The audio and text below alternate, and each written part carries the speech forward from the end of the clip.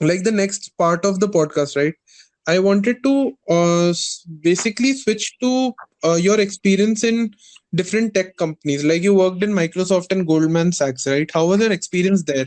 And how did you even get to Microsoft and Microsoft basically? Matlab, particularly Microsoft, because a lot of people dream about that.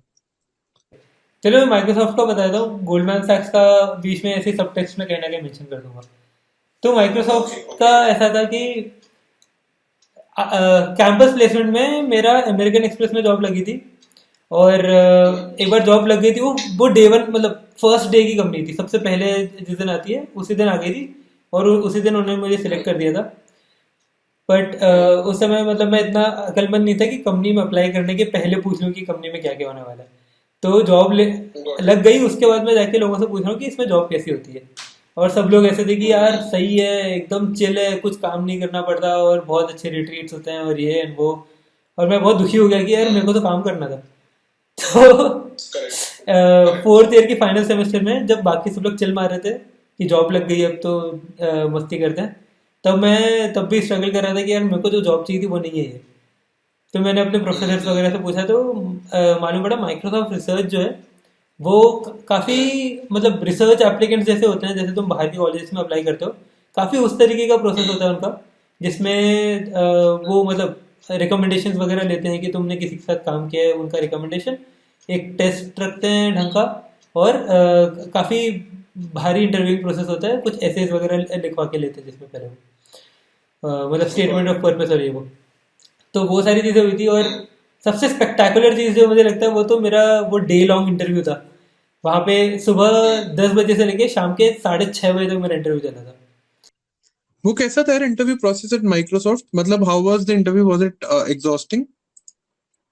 I wouldn't call it exhausting, but हाँ मतलब energy तो लगी थी उसमें बहुत ज़्यादा। It मतलब in started off. terms of what do they so I'll also somehow make the question थोड़ा easy. मतलब I'll just give context कि मैं क्या पूछना चाह रहा हूँ। तो मैं ये पूछना चाह रहा हूँ, जब आप Microsoft, like can you define the process how you got into Microsoft company like Microsoft, and also what happened in the interview process, what were people looking for in the interview process? मतलब उनका क्या था कि वो उनको क्या चाहिए candidate, मतलब एक कैंडिडेट में। ओके। तो मतलब जो मैं अभी प्रोसेस बताऊंगा ये माइक्रोसॉफ्ट रिसर्च का है। तो जो रिसर्च लैब है उसका प्रोसेस थोड़ा सा डिफरेंट होता है बाकी माइक्रोसॉफ्ट से। बट मोर और लेस जो कंसेप्ट होता है वो सेम ही होता है। तो इनके प्रोसेस में जो डिफरेंस होता है वो ये होता है कि माइक्रोसॉफ्ट कंपनी के लिए मोस्टली रेफरल्स से और कॉलेज के थ्रू टैलेंट को हंट किया जाता है, जबकि माइक्रोसॉफ्ट रिसर्च में अप्लाई करना पड़ता है। तुम उनकी वेबसाइट पे जाओ और वहाँ पे एप्लीकेशन भरो। एप्लीकेशन के अंदर तुम्हें कुछ एसेज भी लिखने पड़ते हैं, तुम्हारा स्टेटमेंट ऑफ पर्पस, मतलब तुम लाइफ में करना क्या चाहते हो, तुमको अपना पर्पस लिखना होता है वहाँ पे, ताकि वो देख पाए कि कंपनी के साथ अलाइनमेंट है कि नहीं है। और कुछ रिकमेंडेशंस लाने होते हैं जो कि तुम मोस्टली अपने प्रोफेसर से या फिर किसी प्रीवियस एम्प्लॉयर से लेके आते हो, जो बता पाए कि हाँ तुम अच्छा काम कर। मेरे पास रिकमेंडेशंस थे, मेरे प्रीवियस इंटर्नशिप मैंने जो गोल्डमैन में की थी वहाँ से मेरे पास रिकमेंडेशन थे, और मेरे पास प्रोफेसर से रिकमेंडेशन थे। तो बट जो माइक्रोसॉफ्ट नॉर्मल मतलब आईडीसी में तुम अगर अप्लाई करो जॉब के लिए नॉर्मल, मतलब आउटसाइड माइक्रोसॉफ्ट रिसर्च, तो उसमें मोस्टली रिकमेंडेशंस वैल्यूड बहुत ज़्यादा होते हैं, बट तुम्हारे पास नहीं है तो it is not a compulsion. Microsoft research में इट इज़ अ कंपल्शन, है ना। तो that is where it starts. उसके बाद वो एक टेस्ट लेते हैं जो कि काफ़ी क्या कह सकते हैं, फंडामेंटल्स और कंसेप्चुअल लेवल पे टेस्ट होता है। उसमें मैंने काइंड ऑफ बहुत ही ज़्यादा स्कोर कर दिया था, तो इसलिए मेरी जो सीपीआई थी जो काफ़ी लो थी कॉलेज में, मतलब हमारे रिलेटिव ग्रेडिंग होती है और उसमें मैं 7 पॉइंटर था, मतलब आई वॉज बिलो एवरेज। तो बिलो एवरेज होने के बावजूद उनके उस कंसेप्चुअल और फंडामेंटल्स वाले टेस्ट में मैंने kind of national highest marks जितने आ सकते थे लगभग उतने लेके आ गया था। तो that's why my chances increase like drastically through that test. और उसके बाद you apply to different researchers over there, जो कि which would transform into applying to different teams within Microsoft. देखो लिंक्डइन पे तुम्हें प्रोफाइल्स मिल जाएंगी, या फिर उनकी वेबसाइट पे बहुत कुछ मिल जाता है।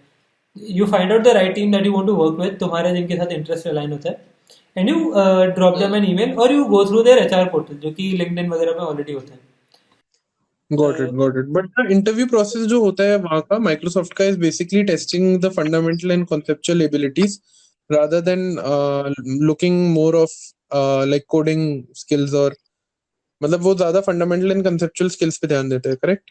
मतलब कंसेप्चुअल स्किल्स पे ध्यान देते हैं, बट मुझे लगता है इन दी एंड जब जैसे इंटरव्यूज वगैरह हो रहे थे ना, तो इंटरव्यूज में it was a lot about तुमने किया क्या है। मतलब अगर तुमने पहले कुछ किया ही नहीं है तो तुम्हें नहीं, मतलब मुझे नहीं लगता कि तुम्हें जॉब मिलेगी।